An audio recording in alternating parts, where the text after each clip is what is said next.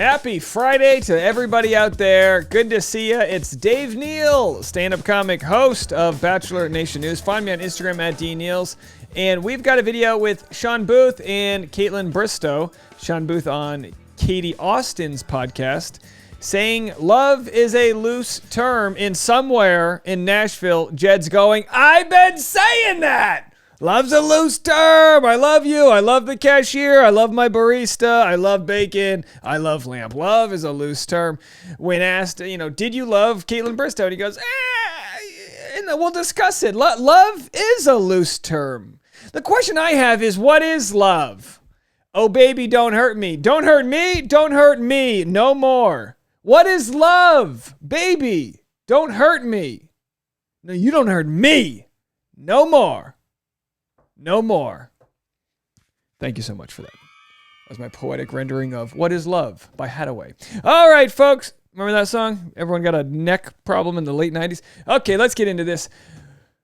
I'll play. I don't even know where to begin from here. I crushed it in the first minute. What do we do from here? So I've got the clip. I guess we'll just start by playing the clip, and then we will talk about the timeline of what went down with regards to Kaitlyn Bristowe's and Shawn Booth's breakup. We know this is a few years old, but Shawn Booth actually doesn't really go on many podcasts. He doesn't really talk much about The Bachelor. He says he actually had PTSD from it. I believe he meant this in jest. He was sitting next to Katie Austin on a couch, and he says, this is giving me PTSD from The Bachelor days, because it's very, formal way of talking. But he makes a couple points, and a lot of people in Bachelor Nation in the comment section are like, bye. And I'm here to just say, hey, what is love? It's a loose term, you know what I mean? So we'll have to see. Maybe it wasn't love. If it was love, maybe he wouldn't have been so jealous. He would have made it work. Or maybe it was love by Kaitlyn and he couldn't reciprocate it, because here's how it all went down, okay?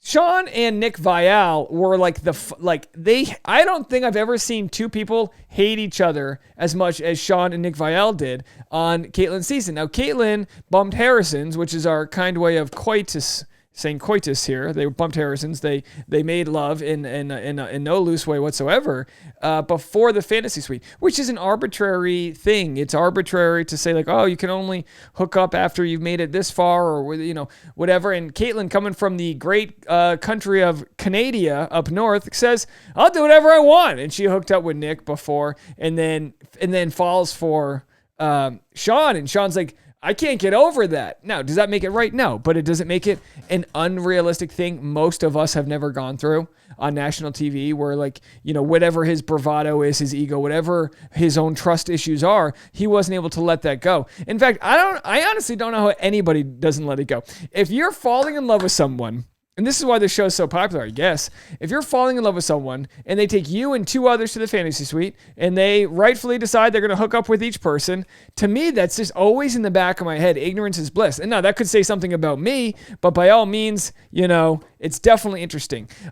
Just a quick note, on Thursday of next week will be Thanksgiving, of course, and I'll have a Thanksgiving gratitude video where I'm going to let you guys tell me what you're grateful for. So if you want, you can call the voicemail number right here, 401-213-9828. Call that number up and leave me a 1-minute voicemail telling me what you're grateful for, and I'll share with you guys what I'm grateful for, and it'll be a nice video we can all listen to while we pass out from tryptophan. Although they've really done studies that tryptophan isn't the thing that's making people tired on Thanksgiving dinner. It's just the fact we're eating a ton of food. We're eating a ton of mashed potatoes and sugar, filled cranberry sauce and all that, and that's what it really is. So anyway, we've got Shawn Booth here on the top left. Someone said that he was with Becca Tilley. In fact, I can't really tell from this photo. And then we have Nick Viall right here with his girlfriend, and then a whole bunch of Bachelor contestants in the middle buffering them. I don't know if they got any closer. Maybe they said hi. Maybe they're perfectly happy. We're really not too sure. Let's listen to the 2-minute clip from the podcast. So you really fell in love on a reality show. Yeah, I think love's a loose term. Looking back at it, there was a serious connection, and it was, I don't know if it was true love. I guess it wasn't, because we'd still be together if it was. Of course you're thinking it's love. Yeah. But it's you're put in the situation where you're completely secluded from the world. You can't talk to your friends, your family, you can't watch TV, you don't have the internet. I mean, you're there for 12 weeks. You're trying to just figure out your emotions and your feelings, and you have this person that you're kind of going through the process with. So I question it, like, was it true love? I mean, probably not. Because if it was, like I said, we'd probably still be together. Did I have a love for her? Yeah, of course. And we had this connection like right out of the gate.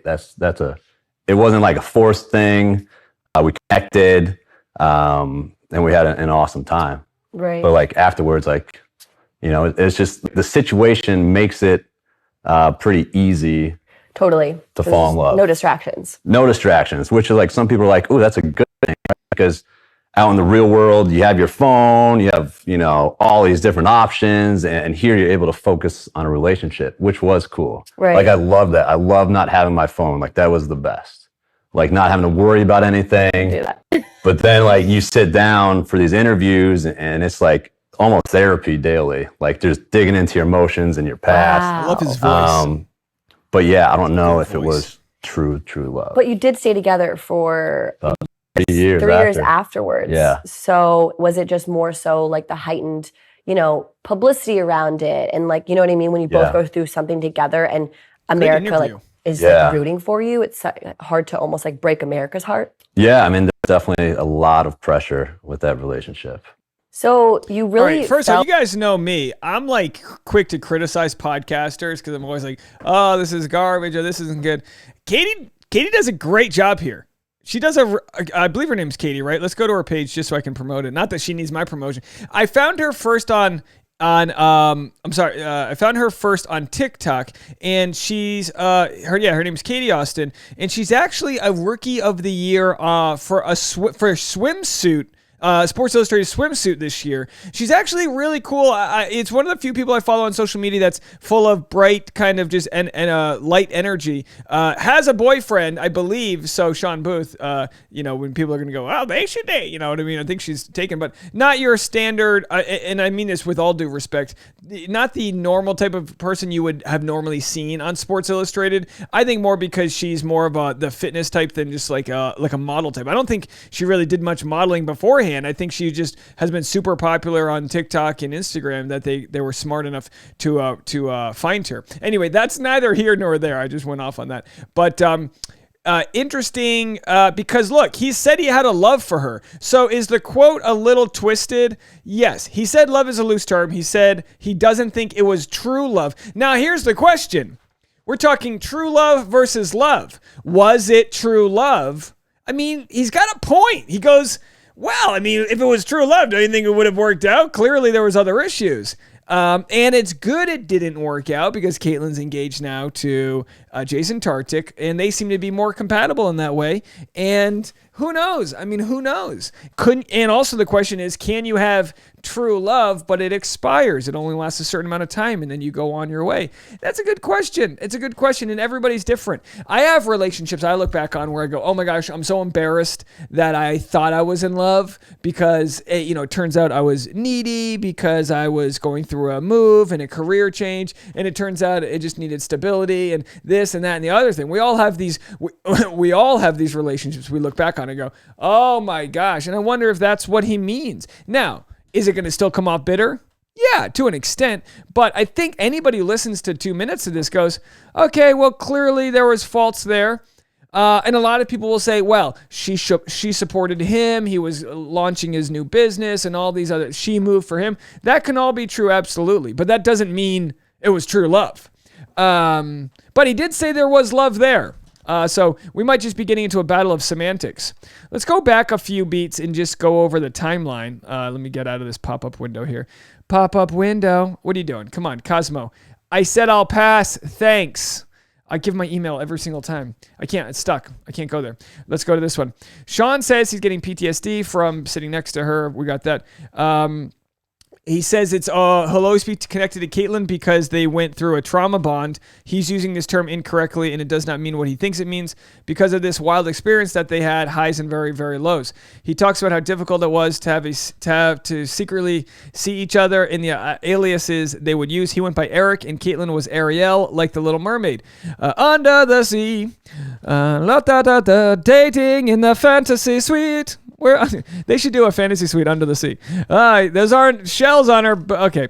Shawn says, don't you love that she always had a shell bra? And I'm like, why does she need a shell bra? That seems kind of weird. She's a fish. Oh. She smells like fish. She's a fish. She's got algae on her. What is it? What are we doing? We got alcohol. We don't. I don't know where that sound came from. Excuse me. My computer's taking over. Oh, I get my new computer in 3 weeks. I can't wait. He talks about how difficult it was to have to secretly see her under the sea. We got that. Shawn says they broke a lot of rules. Kaitlyn famously spoiled the season on Snapchat accidentally. If you didn't watch that, they'd meet up in secluded houses in LA, be taken there in separate cars. I bet you that's pretty sexy to be like incognito. Like I look like what a bachelor would look like, trying to blend in. I got the fake thing, I got a glue on mustache, this. Getting a lot of love for my Aloe hat, not a sponsor. I'm not toned enough for Aloe to sponsor me. They'd be like, you can be our before photo, but that's about it. He always knew she would pick him in the end and that they would be together for a long time, so he just went through with the engagement anyway. Shawn felt him and Kaitlyn were put through the ringer by the producers because Kaitlyn made it so obvious to everyone that she was picking Shawn at the end. At the end of the day, it's a business. Shawn would get 5 minutes to talk to Kaitlyn while the other guys would get an hour. This only strengthened their bond. It was crazy to see how many people were so affected by our breakup. He and Katie talk about how no one ever really knows what is happening in your relationship just based off social media. Shawn says he now questions every relationship that comes out of the franchise and whether they're really in love or not. Katie says Ashley, I, and Jared are good examples of a solid relationship, but of course they got there through Bachelor in Paradise and all this other stuff. Katie asks how he felt when Kaitlyn started posting with a new man. Shawn says he knew about it for a while, but felt it was disrespectful to jump into something so soon and be posting about it. So there was some bitterness there, obviously, some bitterness. We're going to read what Reddit thinks. Let me guess, Reddit's going to bash on Shawn. And I get it. I get it, but also I'd like to think our channel actually does more critical thinking, and we listen to him and we go, well, he said it wasn't true love. Love, other languages have multiple words for love because, he said it wasn't true love. Otherwise they would have still been together. That's his definition of true love. Obviously, do you love someone so much that you can't make it, to the marriage? I don't know. Ouch, I really disagree with this. Love doesn't always mean it lasts forever. That's a sad perspective for him to have on his time with KB. Yeah, that would definitely hurt me if I was Kaitlyn because it's obvious that she was madly in love with him. Is he really saying that in the entire 3 years they were together, he was never in love with her? I don't believe that, or else they would have broken up way sooner. Well, he didn't say they weren't in love. He said it wasn't true love. I don't know. We're talking semantic. We're arguing. This is like, what are we going to... I think they were in love, or Kaitlyn loved him at least. If he didn't have feelings for her, he wouldn't have cared about the Jason thing. Yeah, I almost feel that was... Well, you can have feelings for someone and not be in love. I mean, there's a lot of... I don't know if women properly understand the battle of the male ego. You're constantly trying to fight... and again, we're constantly trying to fight toxic masculinity, environmental pressures to be like alpha, breadwinner, man of the house. Again, you rise to the occasion or you don't, but, the ego, I own a gym, and then all of a sudden she bumps Harrison's with another guy, and then you're like, I can't get over that. Is it his responsibility to overcome those things? Absolutely. But let's not pretend like that doesn't exist, And I'm not here saying, men have so many things we need to work. Women do too. There's societal pressures that exist across regardless of gender, race, or religion. But the point I'm trying to make is that whatever hurdles he needed to get over because of the process of the show, he couldn't do. And for him, that translates into must not have been true love. When in fact, maybe in another scenario, it would have been true love. And maybe it was his own inability to cope with all of those other dents to his ego that made them unable to get over it. And Kaitlyn had mentioned she had bitterness because she was a people pleaser and she knew if she couldn't make him happy, it was because of decisions she made. And while he wasn't sex shaming her, really, he was just feeling his own feelings. It was a mess. And we watched this going, oh my gosh, you just see love. You want him to make it work out, Someone said, geez, I'm sure he's not trying to be cruel, but to say love is a loose term and that they were never truly in love is an awful thing to publicly say when anyone with eyes could see that Kaitlyn loved him very much and would have married him years ago if he'd been willing. Her very public grieving following their breakup could not be faked. I hope this doesn't hurt her as much as I imagine it will, and I'm very happy she has Jason now. I think Kaitlyn's got a good support system now. I do. I absolutely do. All right, let's keep on going. So he said they kind of bonded, they had trauma bonding, and we have to remind people that's not what trauma bonding means, which is fine. It's a very easy term to mistake. Trauma bonding is a psychological response to abuse. It occurs when the abused person forms an unhealthy bond with the person who abuses them, which made me think, is that kind of like Stockholm Syndrome? Stockholm Syndrome, absolutely. The term trauma bond is also known as Stockholm Syndrome, which of course we know from like someone who ends up living with, they may have been kidnapped and they end up loving their captor. It's a survival mechanism. It describes a deep bond which forms between a victim and their abuser. Victims of abuse often develop a strong sense of loyalty towards their abuser, despite the fact that the bond is damaging to them. I'm not a psychologist. I couldn't tell you properly why this does happen, but as a survival technique, and to feel like you're not actually in these such a serious situation as you are, maybe that's just the way you live towards self-preservation.